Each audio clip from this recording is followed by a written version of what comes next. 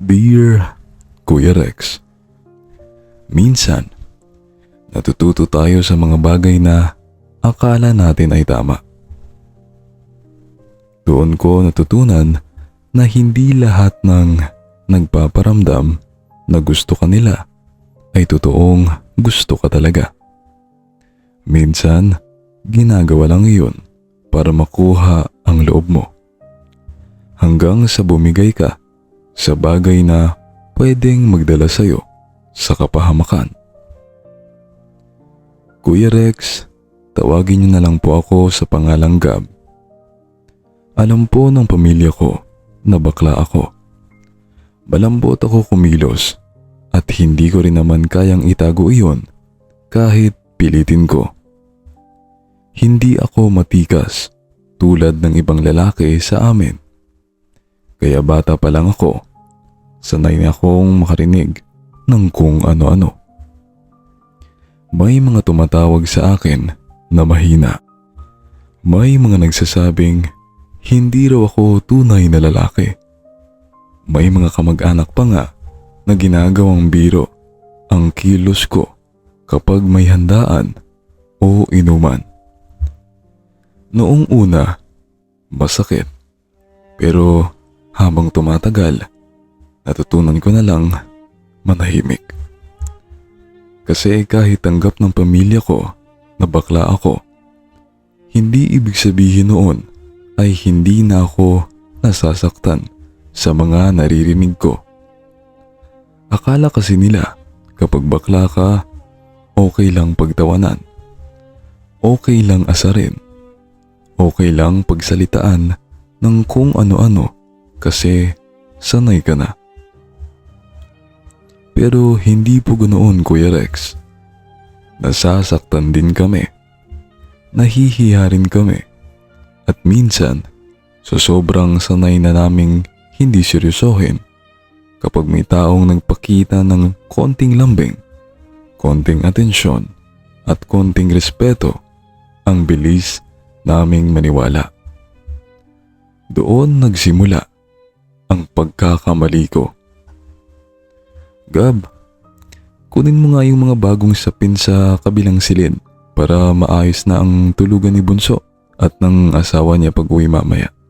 Utos ni Mama. Napatingin ako sa kama na inaayos niya. Ayos naman po yan ah. Napalitan niyo na kanina. Sabi ko. Palitan mo na lang ulit. Baka isipin ng asawa ng kapatid mo, hindi tayo marunong maghanda ng tutulugan. Napabuntong hininga ako. Pero sumunod na rin. Ganoon naman lagi si Mama kapag may uuwi sa bahay. Kahit simpleng bisita lang, gusto niya maayos lahat. Lalo na ngayon, si Lena ang uuwi. Kasama ang asawa niyang si Dexter. Matagal ko nang hindi nakikita si Lena. Sa aming magkakapatid, siya ang unang nakapag-asawa. Kaya tuwing umuwi siya, parang may espesyal na okasyon sa bahay. Kinuha ko ang bagong sapin sa kabilang silid at bumalik sa kwarto. Si Ate Lena lang ba ang uuwi? Tanong ko habang nilalatag ang kumot. Kasama ang asawa niya. Ano ka ba? Di ba sinabi ko na? Sagot ni Mama. Kaya ayusin mo ng mabuti. Dexter po pangalan, di ba? Oo. Huwag kang mahiya kapag nandito na sila. Mabait daw yun. Tumango lang ako. Noong oras na iyon, wala pa akong ibang iniisip. Para sa akin, asawa lang siya ng kapatid ko, bayaw ko. Isa pang taong makikisama sa bahay namin. Pero nagkamali ako ng estima sa kanya, Kuya Rex. Mama, sigaw ni Lena mula sa labas. Naku, Diyos ko anak ko, sabi ni Mama. Bago niya sinalubong si Ate Lena ng yakap. Ako naman ay nasa likod lang, nakatayo habang pinapanood sila. Matagal na din kasing hindi nakauwi si ate. Kaya ramdam ko ang tuwa ni mama. Halos hindi niya bitawan ang anak niyang habang nagtatawanan sila. "Ang payat mo," sabi ni mama. "Ma, kakarating ko lang. Payat agad." Biro ni Ate Lena. Napangiti ako, pero hindi ako lumapit agad. Hanggang sa bumaba mula sa sakyan ang lalaking kasama niya, si Dexter. Tahimik siyang tumayo sa tabi ni Ate Lena. Bitbit ang isang bag. Matangkad siya, malinis tingnan, at seryoso ang muka. Hindi siya ngumiti agad, pero nang mapatingin siya sa amin, magalang siyang tumango. "Ma, si Dexter," sabi ni ate. "Asawa ko." Lumapit siya kay mama at nagmano. "Magandang hapon po." "Naku, ang bait naman," sabi ni mama. "Tuloy kayo, pagod kayo sa biyahe." Pagkatapos, lumingon si Ate Lena sa akin. "Gab!" Ngumiti ako, saka lumapit. "Ate." Niyakap niya ako ng mabilis, tapos hinila ako papalapit kay Dexter. "Dex, si Gab, kapatid ko." Tumingin siya sa akin. Sa unang tingin pa lang, hindi ko alam kung bakit parang natigilan ako. Hindi naman siya nagsalita agad. Tumingin lang siya ng diretso, pero hindi nakakalait. Hindi katulad ng tingin ng iba na parang may gusto agad sabihin tungkol sa kilos ko. "Hi Gab," sabi niya. "Hello po," sagot ko. Ngumiti siya ng bahagya. "Huwag kang magpo, bayaw mo na ako." Tumango ako, pero hindi ko alam kung bakit bigla akong nahiya. Noong sandaling iyon, "Kuya Rex, wala pa namang mali.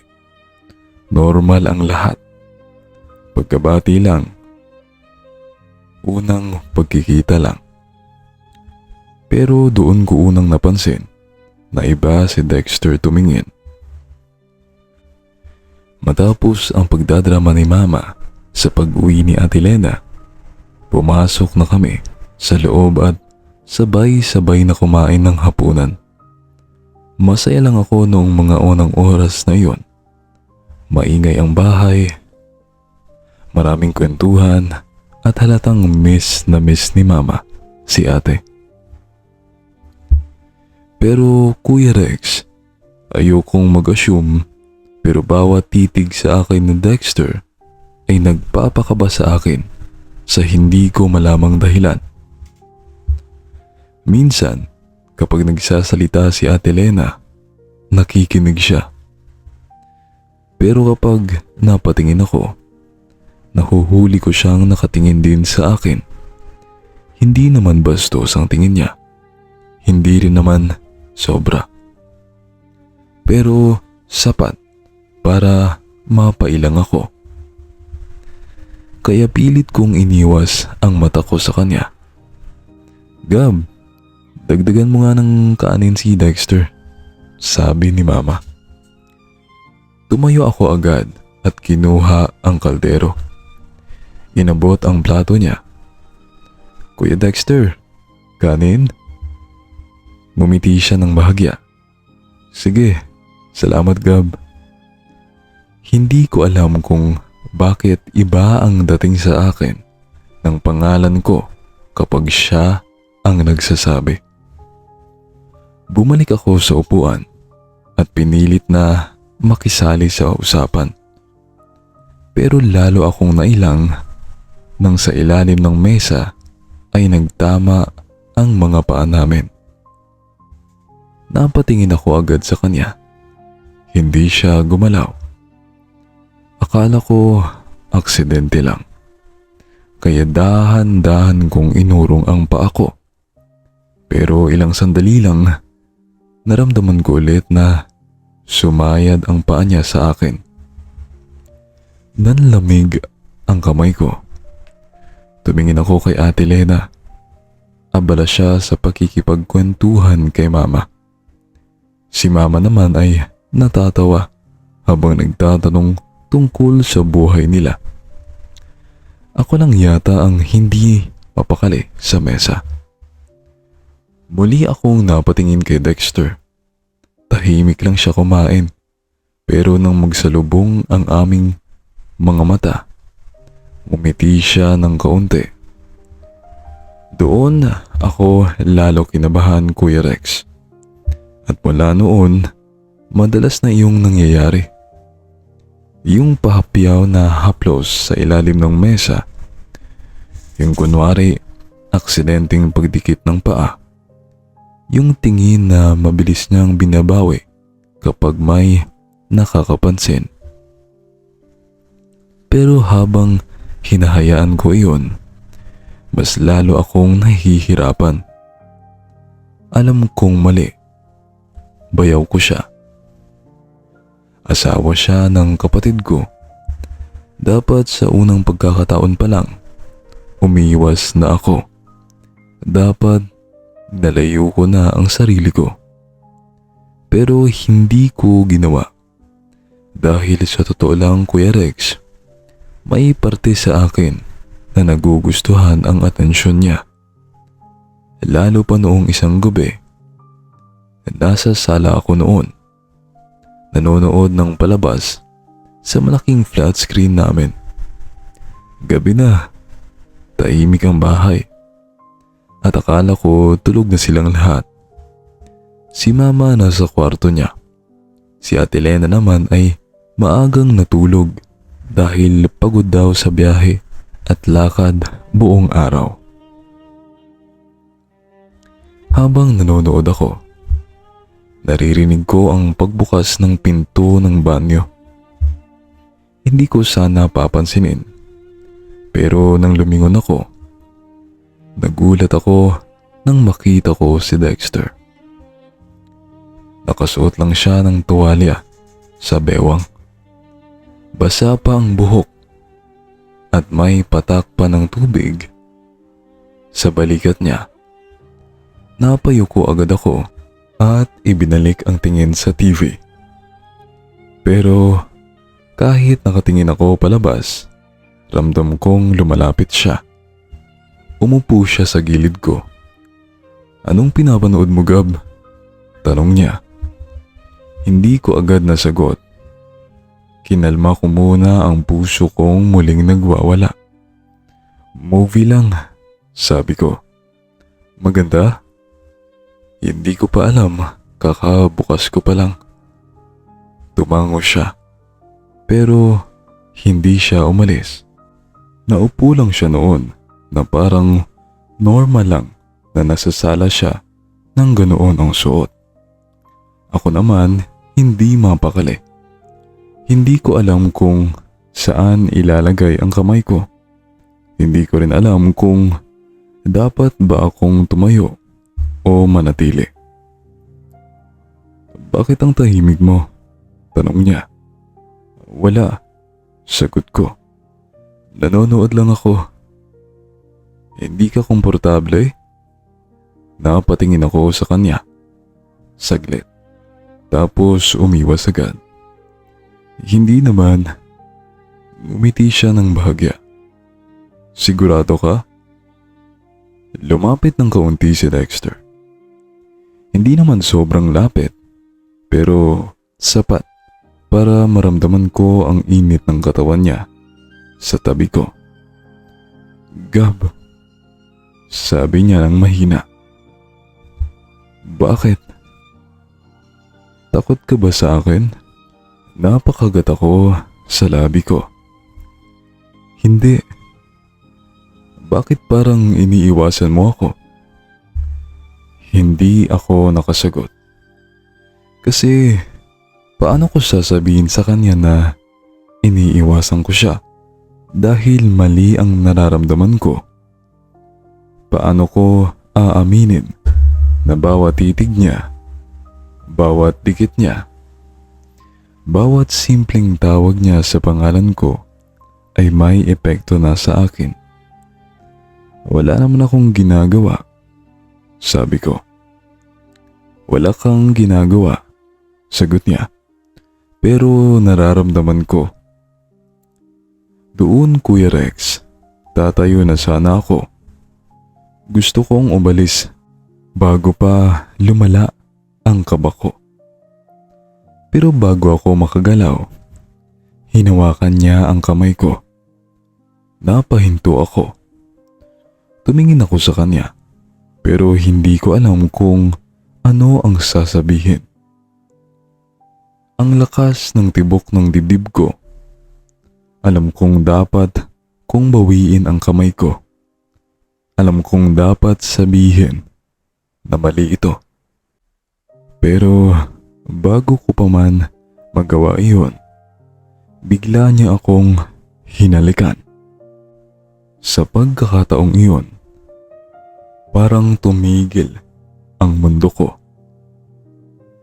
Hindi ako nakagalaw. Hindi ako nakapagsalita. Ang nasa isip ko lang ay si Ate Lena at si Mama. At ang katotohanang ang lalaking humalik sa akin ay asawa ng kapatid ko. Pero imbes na itulak ko siya, Kuya Rex, sumabay ako sa halik niya. At iyon ang maling nagawa ko. Doon nagsimula ang kasalanang paulit-ulit kong pagsisisihan.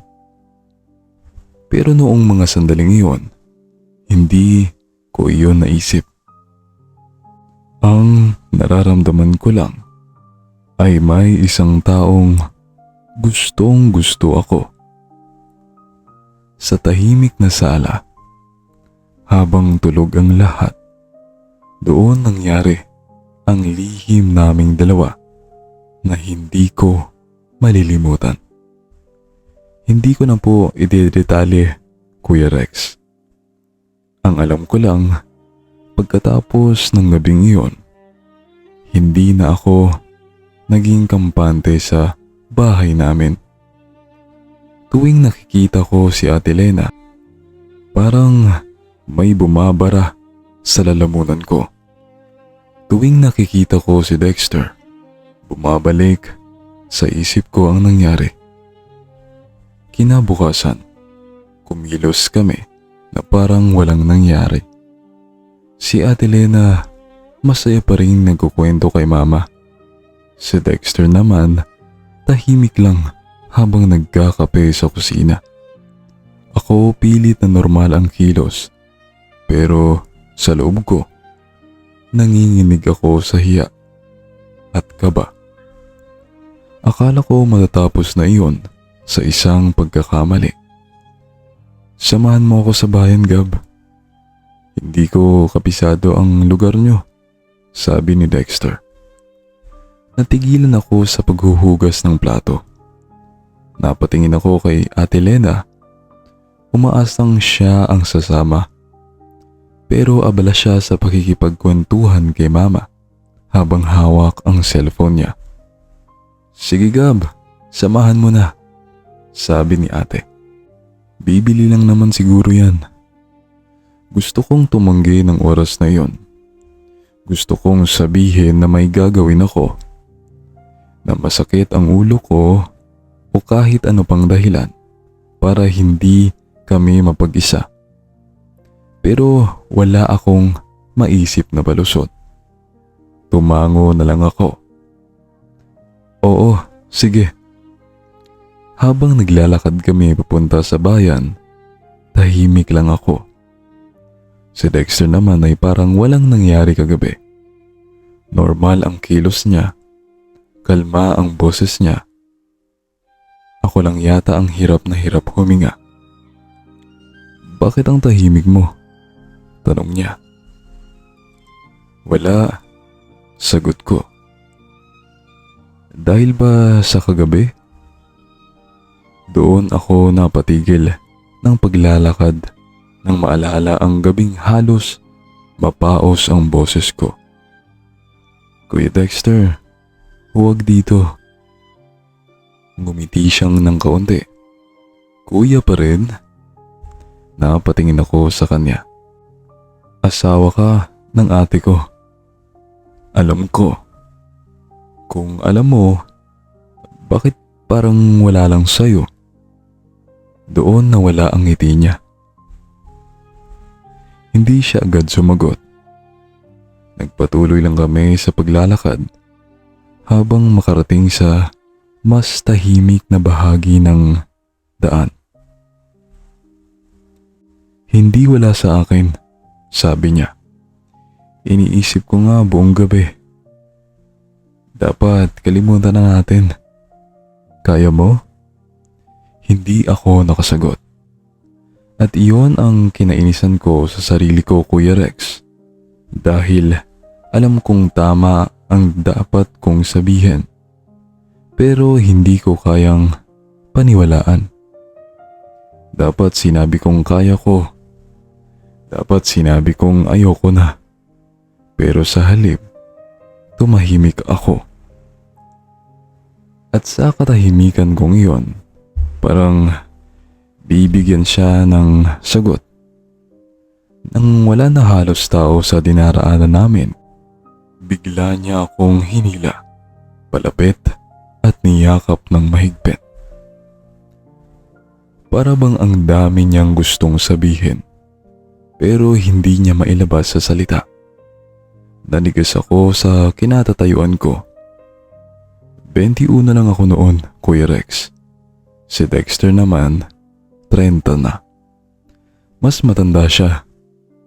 Mas may alam siya sa buhay at higit sa lahat, asawa siya ng kapatid ko. Dapat siya ang mas marunong umiwas. Pero habang yakap niya ako, hindi ko alam yun. Ang nararamdaman ko ay ang init ng katawan niya at ang higpit ng kapit niya sa akin. Dexter, mahina kong sabi. Hindi siya agad bumitaw. Nanatili ang yakap niya. Hindi ko na alam ang ginagawa ko. Bulong niya. Kung ganoon, bitawan mo ako.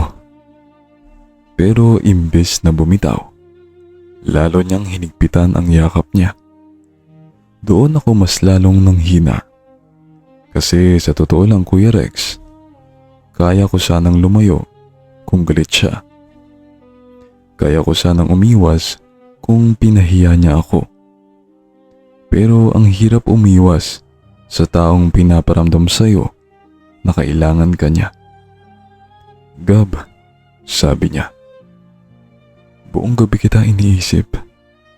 Napapikit ako. Mali ito, sabi ko. Alam ko. Kung alam mo, bakit mo ginagawa? Hindi siya nakasagot.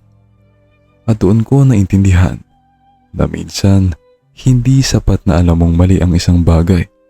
Kung wala kang lakas umiwas, mauulit at mauulit pa rin. At noong gabing iyon, sa sala ulit, bandang 11:00 ng gabi, nangyari na naman ang hindi dapat. Kakaligo lang niya at ako rin. Tahimik na ang bahay at akala namin tulog na ang lahat. Naupo siya sa tabi ko na parang walang takot. Habang ako naman ay pilit na nagpapanggap na nanonood lang ng TV.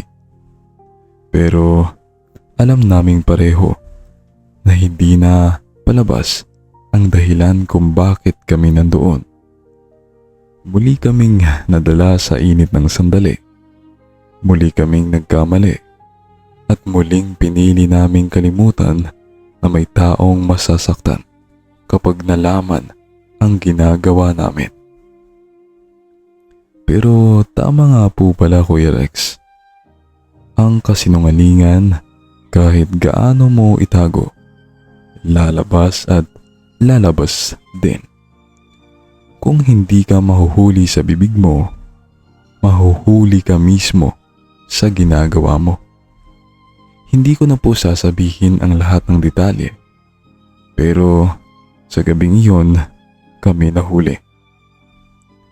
Hindi ko makakalimutan ang itsura ni Ate Lena nang makita niya kami. Parang nawala ang kulay ng mukha niya. Hindi siya agad nakasigaw. Hindi rin siya agad umiyak. Nakatayo lang siya roon. Nakatingin sa amin na parang hindi niya matanggap ang nakikita niya.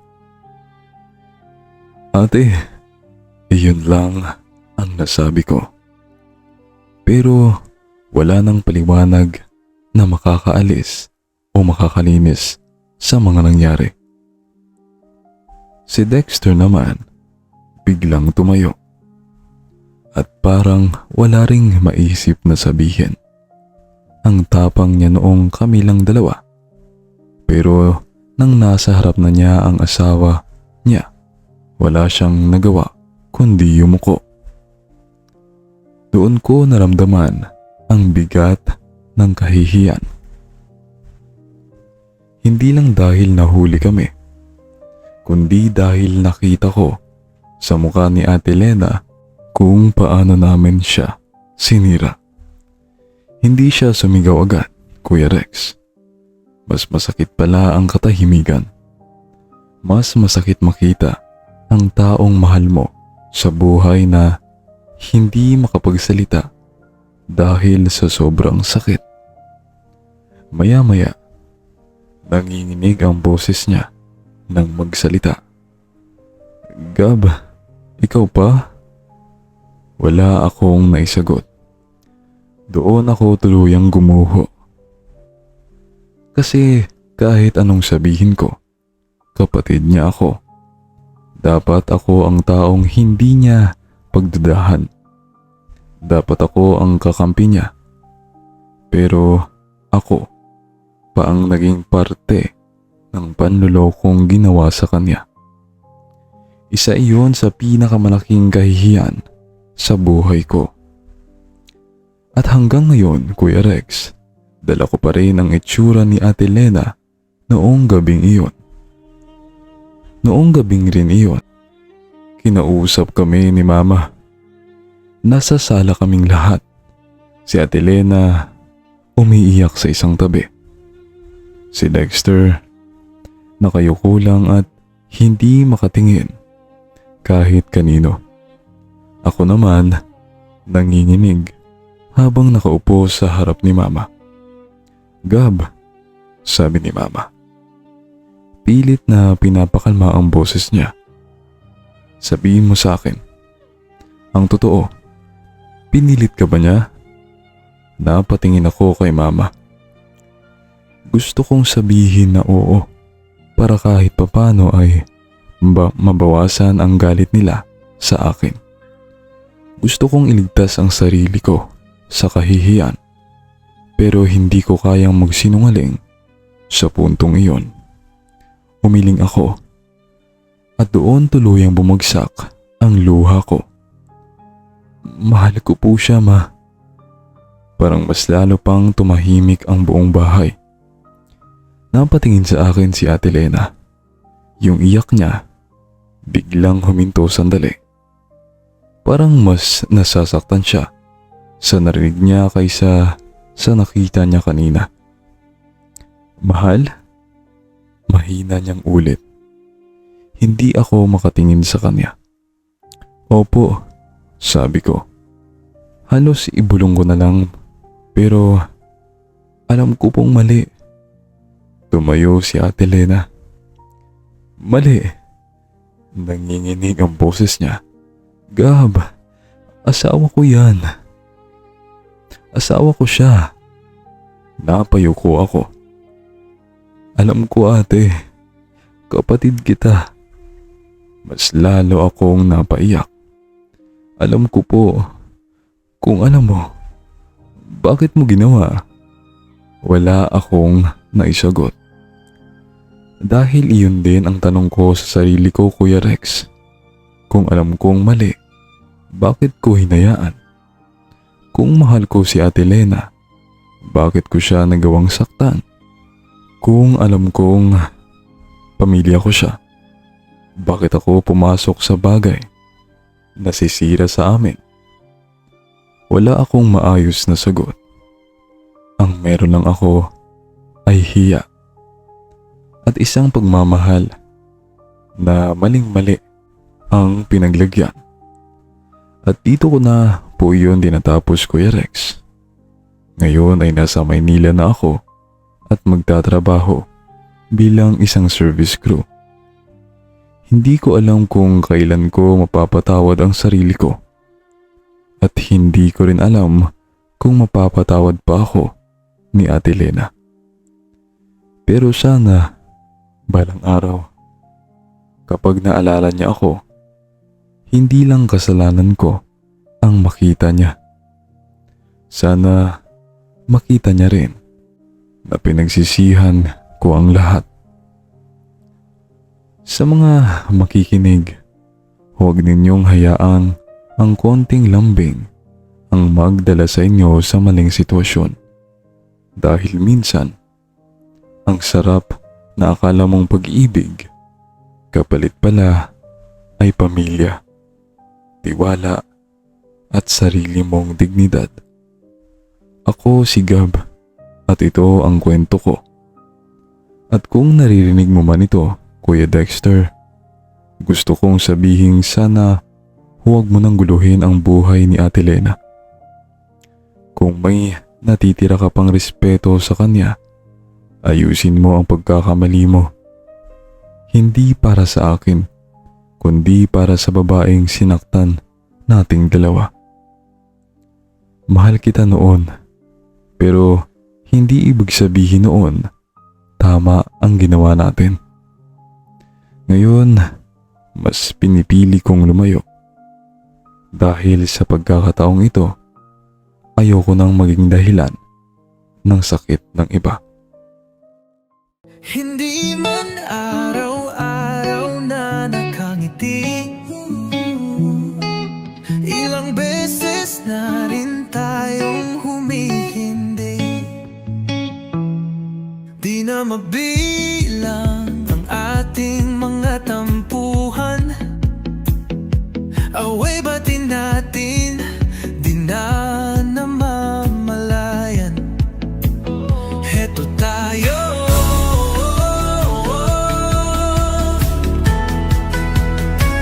ngunit sa huli palagi babalik pa rin sa yakap mo. Hanggang sa huli palagi pipiliin kong maging sa'yo.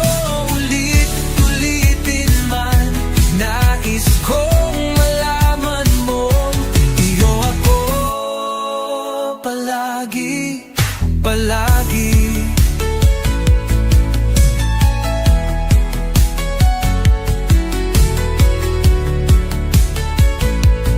Kung balikan man ang hirap, luhat lahat,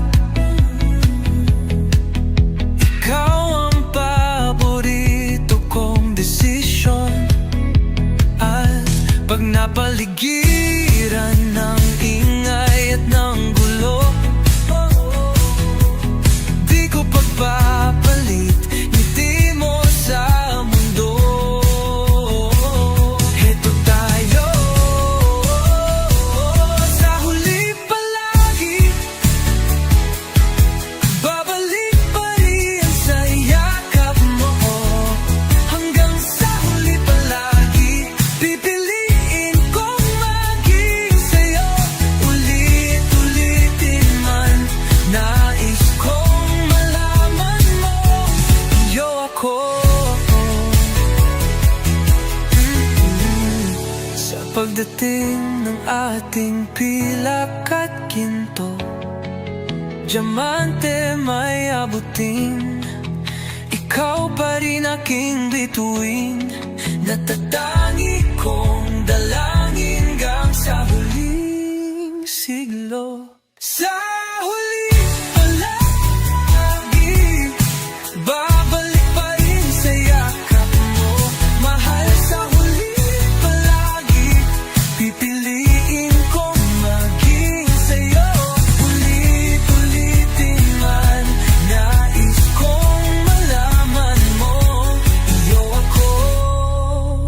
palagi.